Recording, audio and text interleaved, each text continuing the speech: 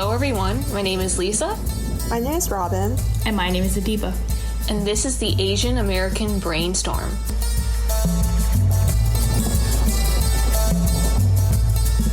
Hi everybody! Welcome to our first episode of the Asian American Brainstorm. We are super pumped to introduce you to some important Asian Americans from the past and the present. Before we get into it, let's do some quick intros. I'll start. I'm Robin. I'm a Chinese American living in Florida and Philly who currently works as a data scientist. My name is Lisa, and I'm half Asian and half white. My mom's from South Korea, and my dad is from the US. I currently work as an electrical engineer. I'm Adiba. I recently started my career as a UX analyst. My family is from India, and I was born and raised here in the US.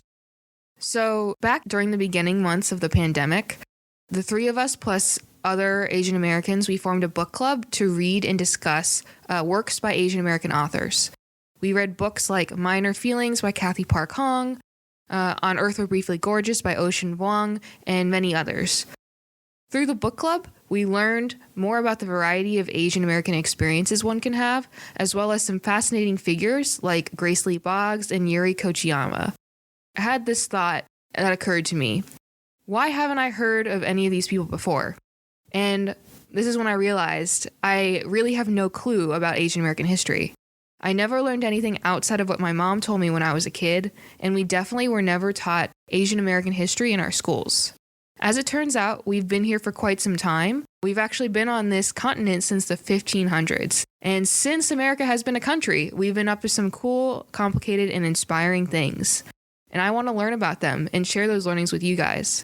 One other thing before we get started, just to let you all know that there are a few times in this podcast where we discuss heavy and potentially non-kid-friendly topics, including historical AAPI violence, as well as harmful Asian female stereotypes in the U.S. Thank you all for tuning in, and I hope you enjoy the podcast. Speaking of conversations, let's get into conversation about our first Asian American. Chien-Shiung Wu was born in 1912 in Liuhe, a town in China's Jiangsu province. Jiangsu is on the eastern seaboard, and her particular town was a few hours north of Shanghai. She was extremely close to her father, who was progressive, supporting her education, and was kind of a badass. When her town was besieged by a gang of bandits, he used his military training to form a local militia, and together they chased off the bandits. He personally killed the leader of the gang. And then he transformed their hideout into a school for girls, which Chien-Shiung Wu later attended.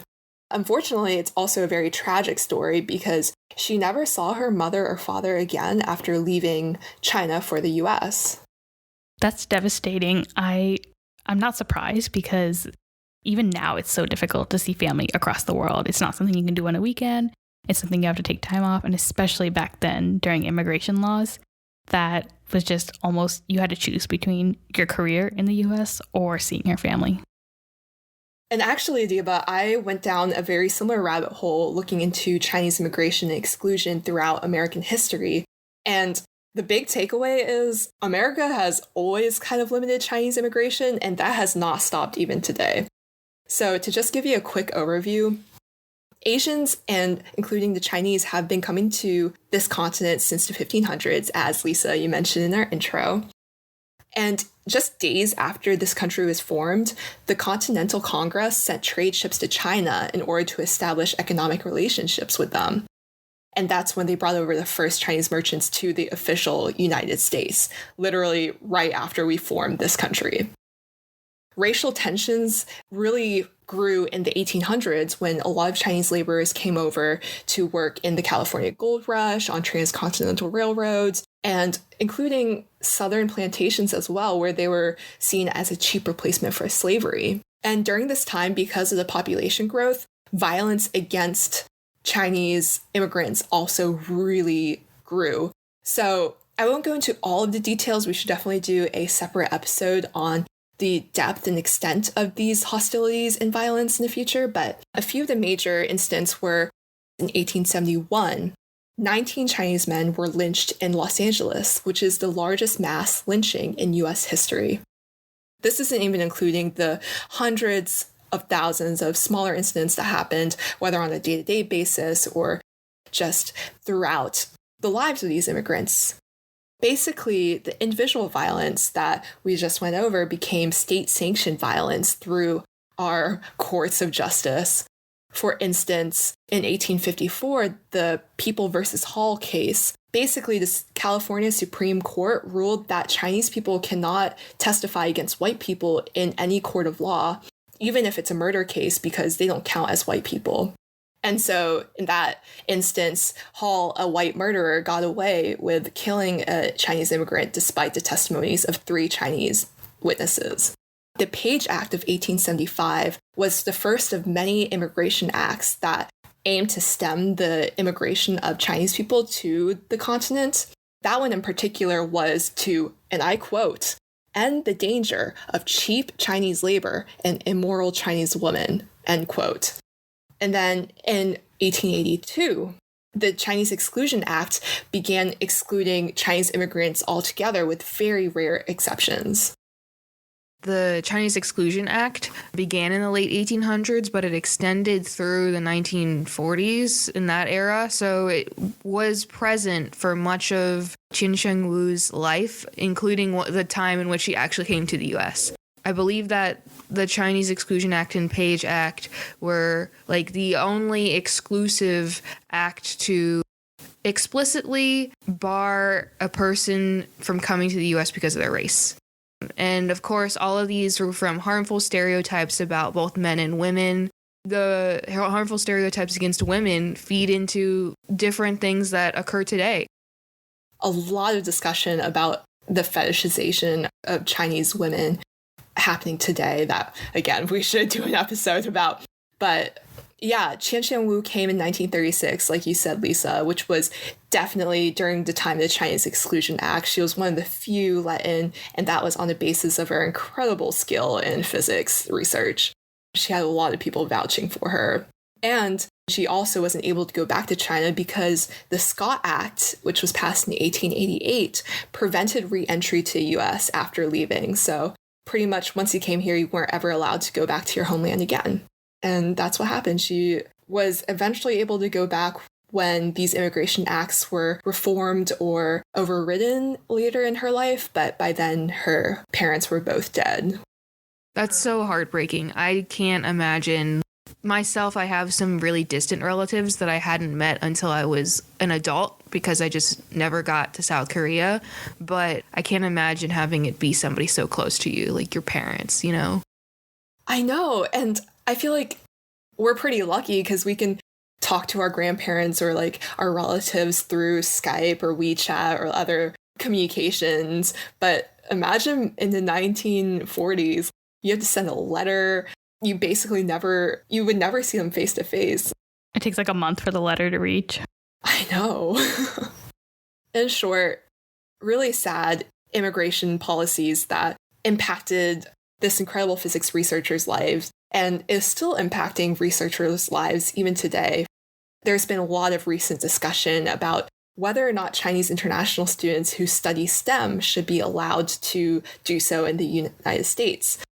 Some senators are proposing that they bar these students from coming to this country because they're worried that they might be spies and they would bring these secrets back to China, which is just honestly ridiculous. Like, graduate students have it hard enough without being a spy. I agree. For what it's worth. Thanks. Anyway, huge digression. Back to Chien-Shiung Wu's initially very happy childhood. She was very precocious. She demonstrated talent from a very early age. She ranked 9th out of 10,000 applicants on a matriculation exam to a local secondary school. She borrowed textbooks from her friends in more academic programs in order to self-teach herself math, chemistry, and physics at night. And finally, she started college at a really good college in China, but she was encouraged by friends, professors, and colleagues there to instead go abroad to the United States to pursue better research opportunities.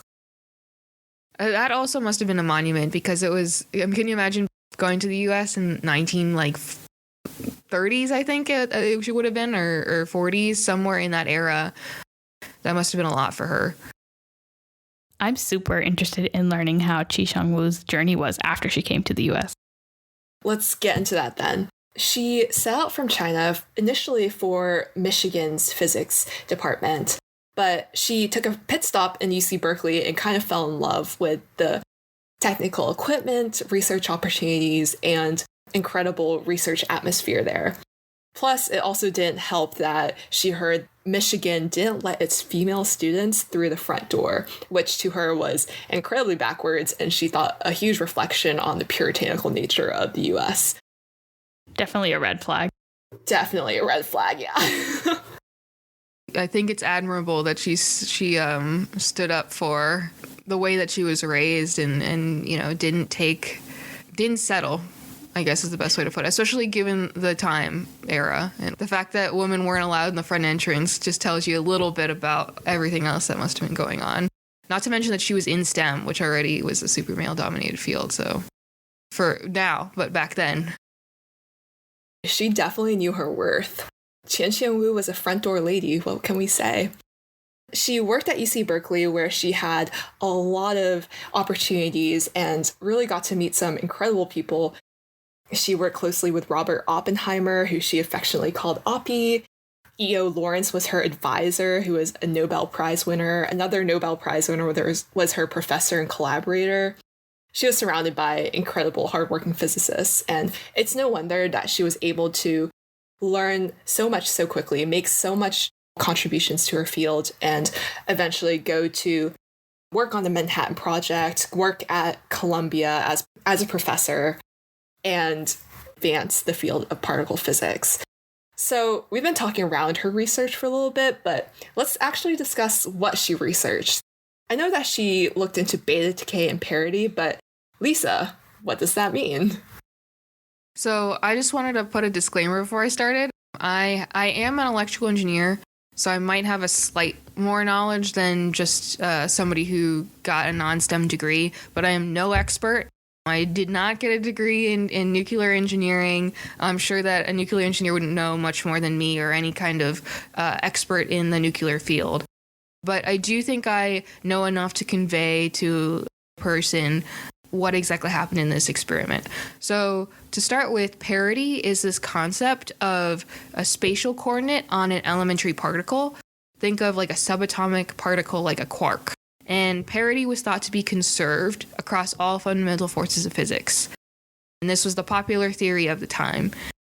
Some had a theory that weak force would not remain conserved. And so in order to test this, two other researchers came to Chien-Shiung Wu with this theory, and she heard what they had to say, agreed to come on board, and conduct her experiment.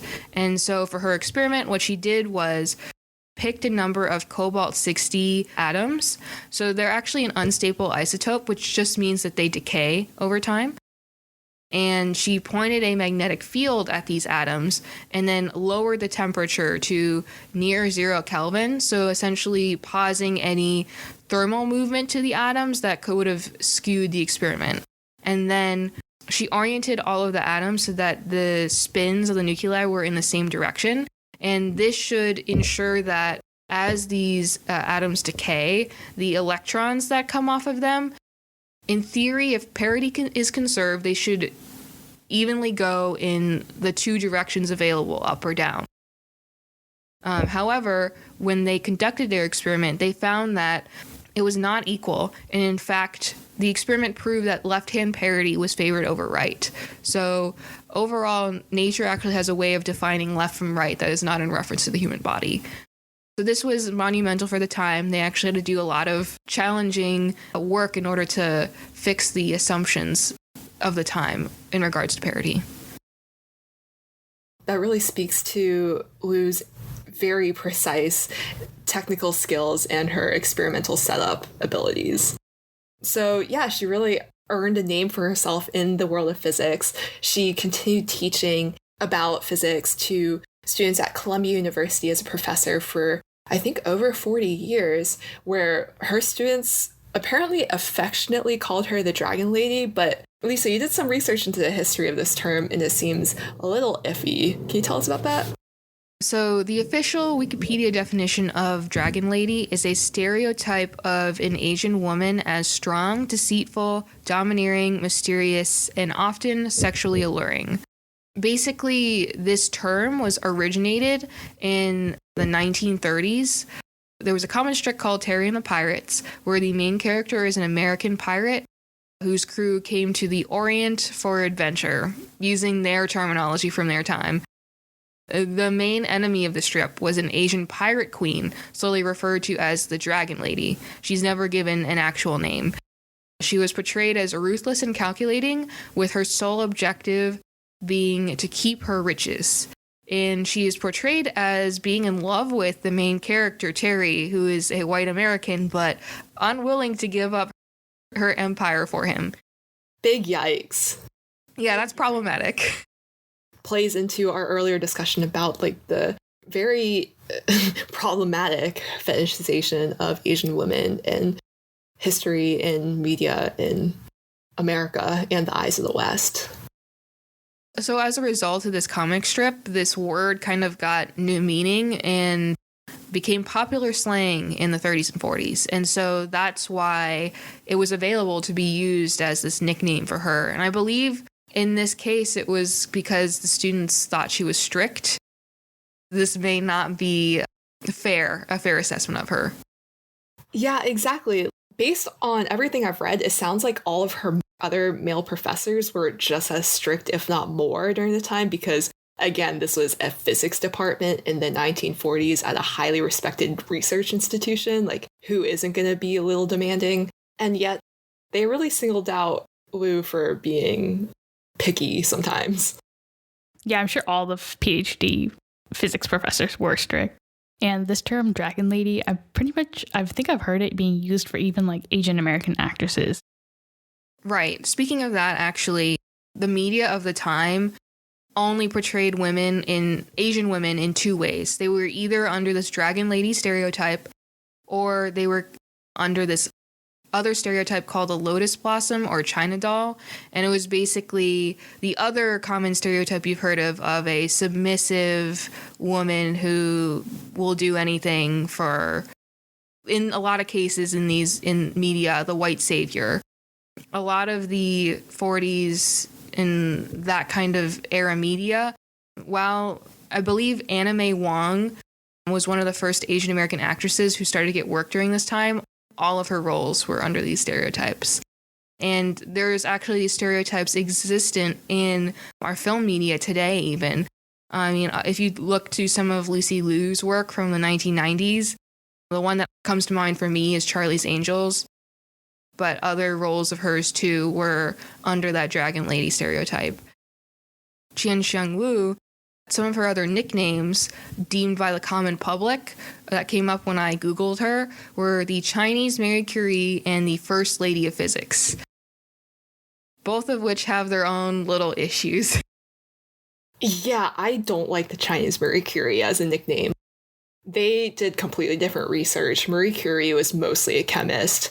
Why do you have to compare Chien-Shiung Wu to Marie Curie? Why does she have to be a Chinese anything? Why can't she just be Chien-Shiung Wu, incredible physics lady?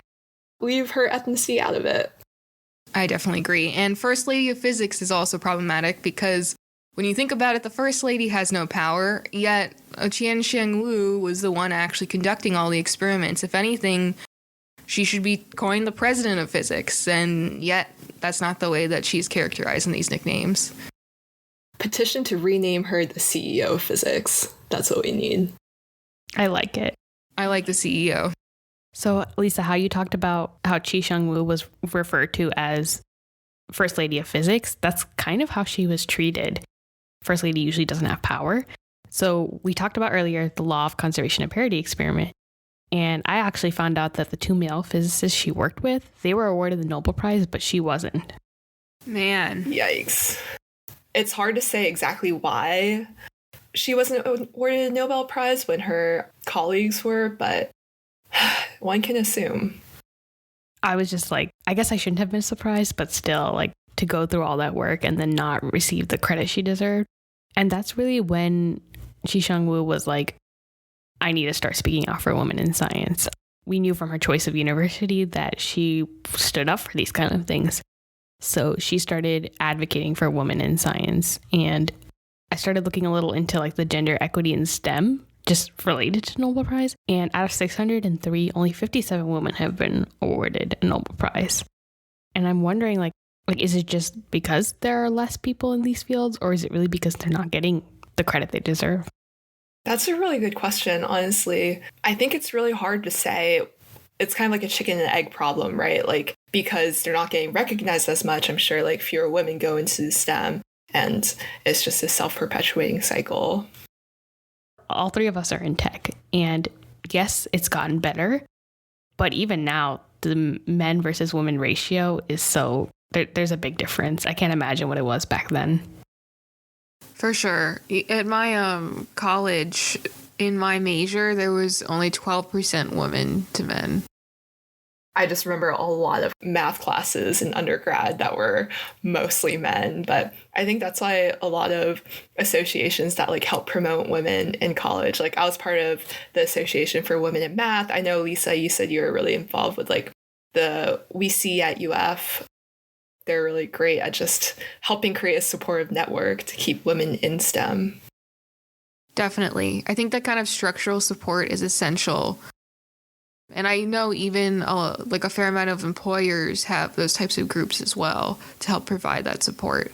But it must have been very different for Chien-Shiung Wu back in her day. Yeah, she didn't have these support groups, or she might have been the start of them.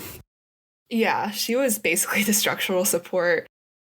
She was the first female president of the American Physical Society, which was fantastic because as the first female president, she really got them a lot more involved with political issues. Like that's how that society started weighing in on like presidential actions and stuff. Like you'll see this a lot today where like scientists take a stand and they say like, oh, we on behalf of like the scientific community believe that, for instance, COVID is a real disease and you should be doing something about it. Stuff like that. So she was really a force to be reckoned with in that position. Even though she didn't get the actual Nobel Prize, she did end up winning the inaugural Wolf Prize, which is sometimes referred to as the Israeli Nobel. So like it's the same amount of prize money. It just goes to someone whose achievements they believe deserved a Nobel Prize and just didn't get one. So I'm glad she got recognized that way. It has been said that she was like really humble though. So I don't know how much she was like disappointed by the Nobel loss or like pleased with the Wolf Prize win. One time she like wrote a very curt letter to the Columbia PR department where they were like trying to like hype her up. And she was like, I do not enjoy exposure and I do not like shocking headlines. And they were like, oh, okay. Well, regardless of whether she wanted to be on a headline or not, I do think her story is important to tell. That's true, yeah. She definitely deserved more recognition, even if she herself didn't feel like she needed or wanted that. I read that she even did some research into sickle cell disease and how it is formed. So she was even involved in the medical field. I think her entire life really goes to show how much you can change, even when you're like an expert in a particular field, as like niche as beta decay. Like she was able to impact the medical field. She was very politically active throughout her life, trying to get more women into the sciences. I have a quote from her where she was like, the world would be a happier and safer place to live if we had more women in science. And I think that's just like such a great sentiment. I feel like that one should be taped to my mirror or something. Yeah. Every day I wake up and look at it. Yeah, I love that. And she's now commemorated for all of her hard work on the Forever stamp, which is pretty cool. So that's Chien-Shiung Wu in a very brief overview. What do you guys want to take away from this, like as Asian women in STEM? I want to be Dr. Wu. That's my new goal, to be like her. I want to be on a stamp. How do I be on a stamp? You could discover beta decay, contribute to the Manhattan Project, be a fancy bird. A fancy bird might be my best bet. But honestly speaking, it really does make a difference, like representation. Seeing women in the fields really helped me, encourage me, and go in tech. And Chien-Shiung Wu probably didn't even realize her impact. how much it would affect even us now. And it's just encouraging. So when I say I want to be like her, like the fact that she wanted to keep doing research even after she retired, I would love to have that work ethic. I don't think I necessarily have that right now, but if I could be like that, I think that would be so great. Right? That's so inspiring. Like, she just genuinely loved what she was doing. I think that's like the kind of passion I want to take away from that. I don't think I've found that spark yet, but if I can find something where I was like, yeah, I'm going to do this until I'm 80, that would be a good life, I think. Definitely. I think she's a great role model, and I'm very grateful to what she's done to help more women in STEM thrive. Yeah, absolutely. Women are already underrepresented in the sciences, but like Asian women representation is also just like so vital. Kind of reinforce that there's so many different paths you can go down. There's like an infinite number of career choices you can make. So seeing one Asian woman just absolutely excel and like kill it at her game is fantastic. All right, so that's Chien-Shiung Wu. That concludes our inaugural episode of the Asian American Brainstorm. If you enjoyed learning about important Asian American stories, please subscribe to this podcast. If you'd like to read personal stories from everyday Asian Americans, you can visit our website at www.whereimreallyfrom.com. Thank you for listening.